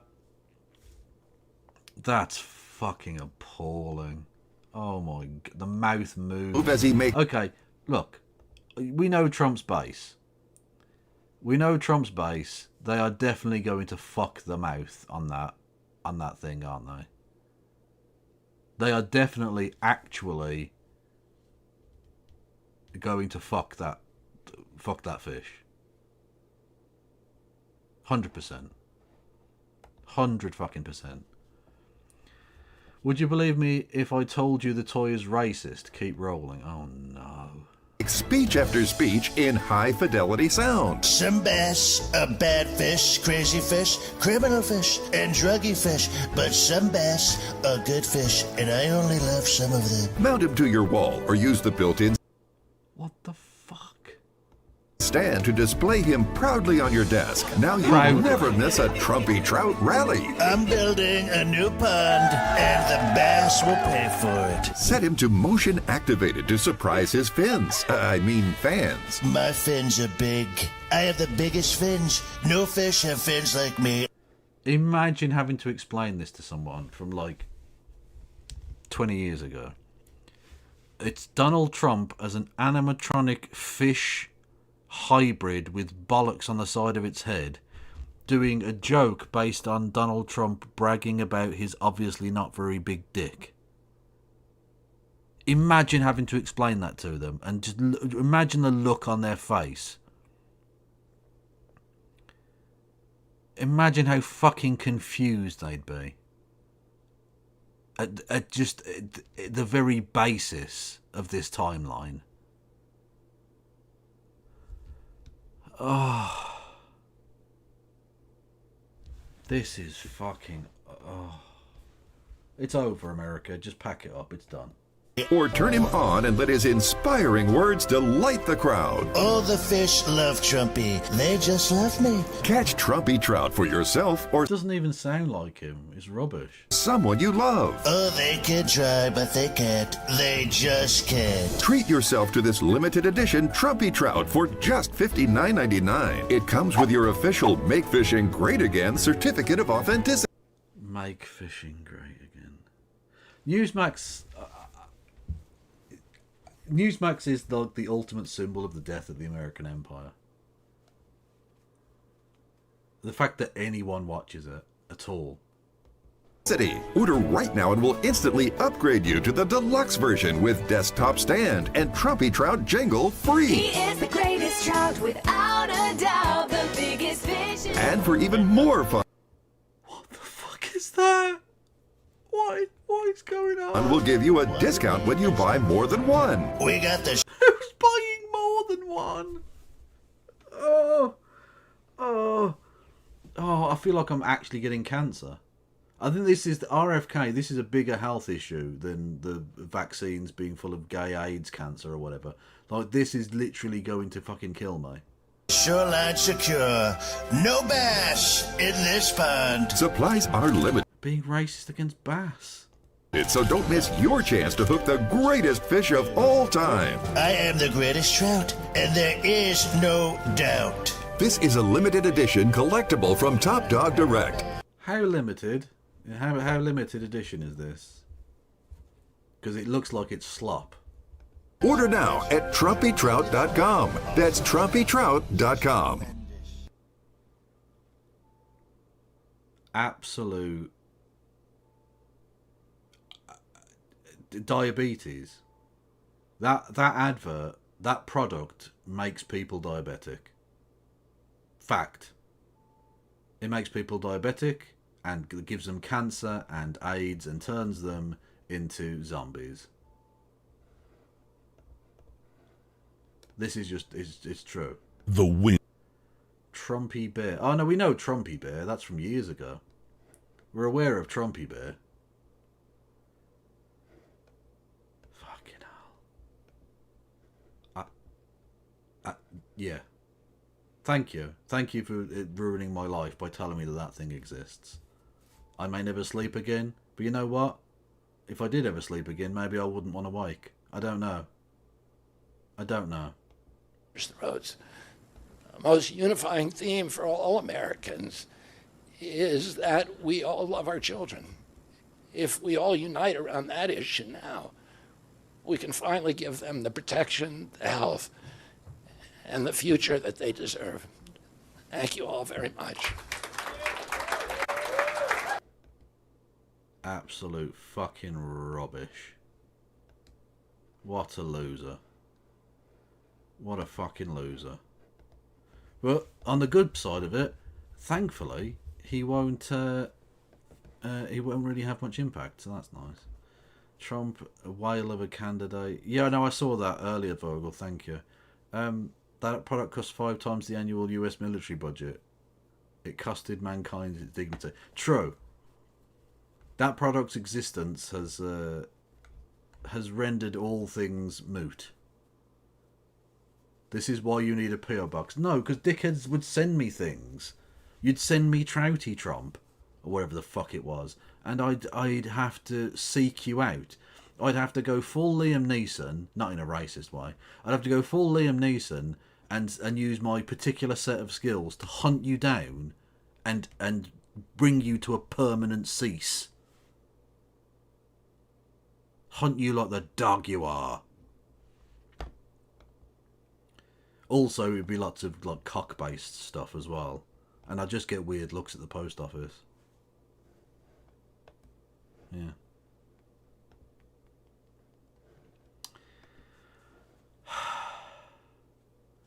Danzy Trumpy Trout singing collab. That I'll be down for it. Or make it a trio and get Forgatio Blow in the go. Let's have it. Fuck yes. Anyway, I'm gonna finish there for tonight. I feel like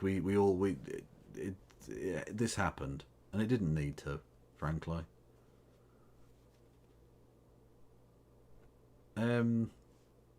Let's go over to Hannah Reloaded. Let's do that, shall we?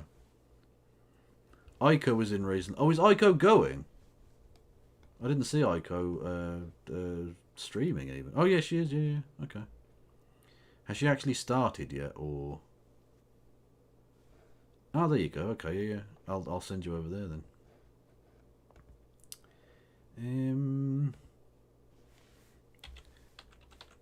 Go and say hello to Aiko, who is Good Beans. Although I haven't watched much of their stuff lately, so I don't even know what she's been covering. But there you go. Go and check her out on the various platforms and all of that shit. And I'll be back tomorrow, hopefully with Christy, for our first of our regular Monday scheduled shows. Where we'll be watching stuff and things. Because it's the happy hour. Thank you all for your support. It means the world to me. And stay beautiful. No pass around.